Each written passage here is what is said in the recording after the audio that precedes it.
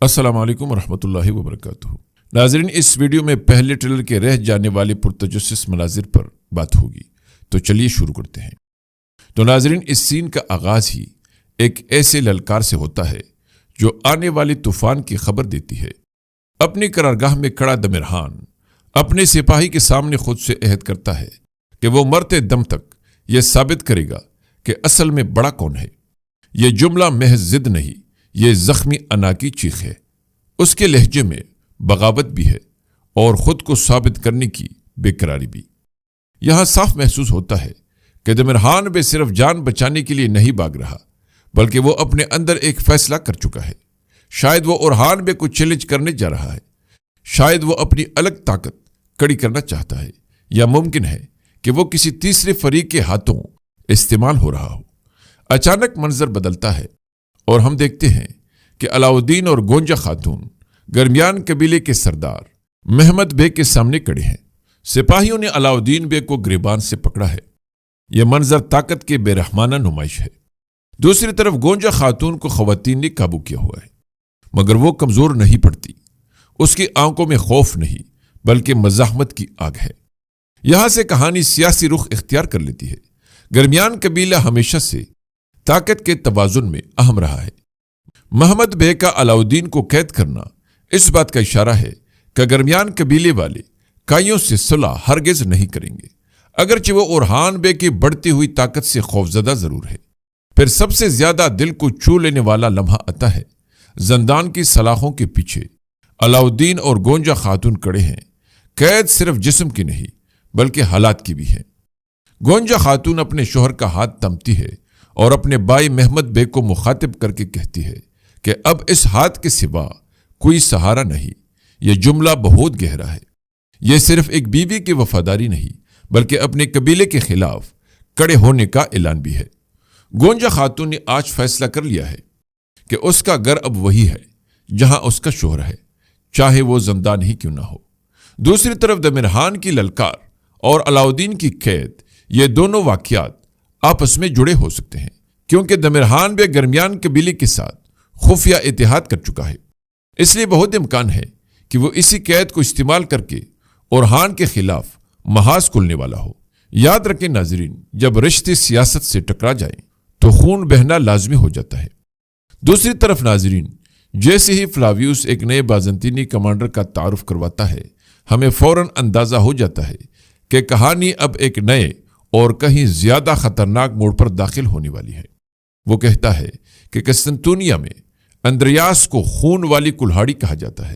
یہ لقب محض مبالغہ نہیں بلکہ ایک تاریخ ہے، ایک دہشت کی داستان۔ قسطنطنیہ ہمیشہ سے سیاسی سازشوں اور فوجی طاقت کا مرکز رہا ہے۔ وہاں اگر کسی کو خون والی کلہاڑی کہا جائے تو اس کا مطلب ہے کہ وہ شخص محض سپاہی نہیں بلکہ سزا دینے والا مشین ہے۔ منظر بدلتا ہے۔ ایک تاریک کمرہ، دیواروں میں چوٹی کھڑکیاں جن سے ہلکی سی روشنی اندر آ رہی ہے۔ فضا میں خاموشی نہیں بلکہ خوف تیر رہا ہے۔ زمین پر بیٹھے قیدیوں کے ہاتھ بندھے ہوئے ہیں، ان کی نظریں جھکی ہوئی ہیں جیسے وہ پہلی ہی موت کو قبول کر چکے ہوں۔ اور پھر وہ سامنے کھڑا ہے اندریاس۔ اس کی آنکھوں میں رحم کا کوئی نشان نہیں، اس کی آواز ٹھنڈی، بے احساس اور حتمی ہے۔ میں کسی کو معاف نہیں کرتا۔ یہ جملہ بتا دیتا ہے کہ یہ کردار عام ویلن نہیں ہوگا۔ یہ صفاقی کو انصاف سمجھتا ہے، یہ طاقت کو راہ پر ترجیح دیتا ہے، اور سب سے اہم بات، یہ ڈر کو ہتھیار کے طور پر استعمال کرتا ہے۔ جب وہ اپنی کلہاڑی اٹھاتا ہے اور قیدیوں کے گردنیں اڑا دیتا ہے تو یہ صرف ایک قتل نہیں بلکہ پیغام ہے۔ یہ پیغام اورحان بے اور ترک قبائل کے لیے ہے۔ پیغام یہ کہ بازنطینی سلطنت اب نرمی سے نہیں خون سے جواب دے گی۔ اس لیے ایسا لگتا ہے کہ اندریاس کو خاص طور پر اورحان بے کے خلاف بھیجا جائے گا۔ وہ نفسیاتی جنگ لڑے گا، وہ قیدی بنائے گا، مثال قائم کرے گا اور خوف پھیلائے گا تاکہ قبائل کے اندر اختلاف پیدا ہو۔ ممکن ہے کہ وہ کسی قریبی کردار کو نشانہ بنائے، شاید دمرحان یا گرمیان قبیلے کے کسی اہم فرد کو، تاکہ اس طرح وہ اورحان بے اور ان ترک سرداروں کے درمیان اختلافات کی آگ کو مزید بھڑکا کر اورحان بے کو کمزور کر سکے۔ اور یاد رکھیں، ایسے کردار اکثر آخر میں کسی عظیم ہیرو کے ہاتھوں گرتے ہیں، لیکن اس سے پہلے وہ ناقابل تلافی نقصان پہنچا چکے ہوتے ہیں۔ کیا اندریاس کی کلہاڑی اورہان بے کے خوابوں کو کاٹے گی، یا یہی کلہاڑی اس کی اپنی تباہی کا سبب بنے گی؟ یہ کردار آنے والے خونریز تصادم کی علامت ہے۔ دوسری طرف ناظرین، یہ منظر بظاہر ایک شادی کا ہے، مگر حقیقت میں یہ ایک سیاسی معاہدہ ہے، ایک جذباتی طوفان اور ایک خطرناک جال ہے۔ شہزادی اسپورچا دلہن کے لباس میں ملبوس ہے، اس کے چہرے پر مسکراہٹ ہے، مگر وہ معصوم مسکراہٹ نہیں، وہ ایک منصوبہ ساز کی مسکراہٹ ہے۔ وہ ملعون خاتون کے ہاتھ پر بیعت کر رہی ہے، گویا خود کو اس خاندان کا حصہ بنا رہی ہو۔ یہ بیعت صرف ایک رسم نہیں، یہ طاقت کے محور میں داخل ہونے کا اعلان ہے۔ دور کڑی نیلوفر خاتون یہ سب دیکھ رہی ہے، اس کی آنکھوں میں حسد نہیں بلکہ خطرے کی پہچان ہے۔ وہ جانتی ہے کہ اسپورچا کا مقصد صرف محبت نہیں ہو سکتا، اور جب وہ کہتی ہے کہ حساب کا دن آئے گا تو اس کے لہجے میں پیشن گوئی کی گونج سنائی دیتی ہے۔ شہزادی اسپورچا کا جواب اور بھی زیادہ چونکا دینے والا ہے۔ وہ کہتی ہے کہ جب اورہان میرے جال میں پھنسے گا تو تم بھی سب کچھ دیکھتی رہ جاؤ گی۔ اب ناظرین، یہ جال کیا ہے؟ یہاں سب سے اہم سوال یہی ہے، کیا یہ واقعی نکاح ہے یا ایک سیاسی سازش؟ کیا شہزادی اسپورچا بازنطینیوں یا کسی اور طاقت کے ساتھ ملی ہوئی ہے، یا وہ اپنے خاندان کی بقا کے لیے یہ قدم اٹھا رہی ہے؟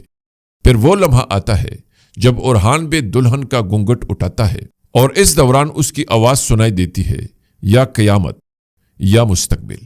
یہ جملہ بہت معنی خیز ہے۔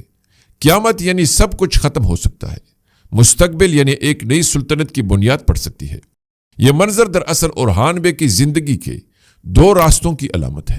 اگر یہ شادی ایک سیاسی اتحاد ہے تو شاید وہ اپنی طاقت کو مضبوط کرے گا، لیکن اگر یہ جال ہے تو وہ اپنی سب سے بڑی کمزوری کو گھر لے آیا ہے۔